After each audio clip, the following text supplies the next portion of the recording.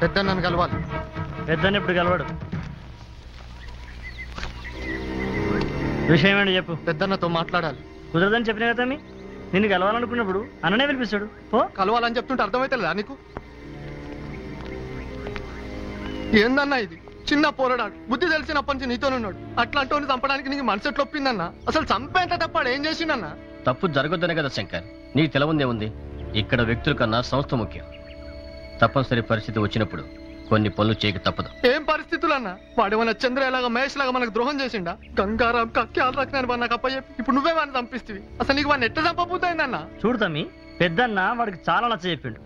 వాళ్ళ అమ్మ సంగతి కూడా చూసుకుంటా అన్నాడు. అయినా వాడు వినలేదు. దానికి ఎవరేం చేస్తారు? ఊరికి ఆశపడితే ఎట్లా? వాడు చిన్న పిల్లడు, వినకపోతే నచ్చ చెప్పాలి, బెదిరించాలి. అంతగాని పానమే తీస్తారా? కనీసం నాకనే చెప్పుంటే వానికి ఎట్టనో నచ్చ చెప్పేటోను. వాని మనసు మారింది. మాట్లాడితే మరదలంటుండు. పాలల్లో ఒక్క సుక్క విషయం పడ్డా ఆ పాలు మనకు పనికిరావు తమ్మి. పారవేయక తప్పదు. వాడికి పోలీసుల గురించి తెలవదు శంకర్. వాళ్ళు పెట్టే హింసల్ని గాని మెంటల్ టార్చర్ని గాని వాడు తట్టుకోలేడు. ఒక్కని కోసం ఇంతమందిని బలి చేయలేం కదా. అందుకే ఎంత బాధ అనిపించినా సరే ఆ నిర్ణయం తీసుకోక తప్పలేదు. మళ్ళీ చెప్తున్నా, వ్యక్తి కన్నా ఉద్యమం ముఖ్యం. ఆ వ్యక్తి నువ్వైనా, గంగారాం అయినా, ఈ ధర్మనైనా, చివరికి నేనైనా తీసివేయక తప్పదు. నువ్వెన్నా చెప్పన్నా, గంగారాముని చంపకుండా ఉండాల్సింది. చూడతామి, కాబోయే భార్యని, డాక్టర్ ఉద్యోగాన్ని వదులుకొని నిజమైన కమిట్మెంట్తో ఈ ఉద్యమంలోకి వచ్చినామనే గౌరవంతోనే నేను ఇంతసేపటి దాకా మాట్లాడించినాం. ఎప్పుడు ఏం చేయాలనో ఏం చేయొద్దో నువ్వు చెబితే తెలుసుకునే స్థితిలో మేము లేం. ఎవరి లిమిట్స్ లో వాళ్ళు ఉంటే మంచిది. అర్థమైందా? అంటే నా అభిప్రాయాన్ని ఆవేదన తెలియజేసే అవకాశం కూడా నాకు లేదా? ఉంది, కానీ ఎప్పుడు పడితే అప్పుడు కాదు.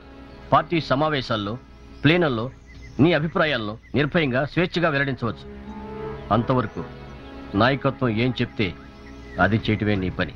నువ్వన్నట్లు మహేష్ లాగా, చంద్రయ్యలాగా గంగారాంని ద్రోహి అని మేము భావించట్లేదు.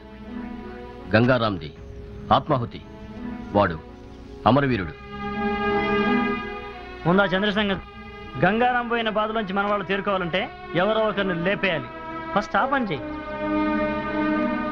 లాల్ సలాం. లాల్ సలాం. వాన వాన వెల్లువాయి, కొండ కోన తుళ్ళిపోయి,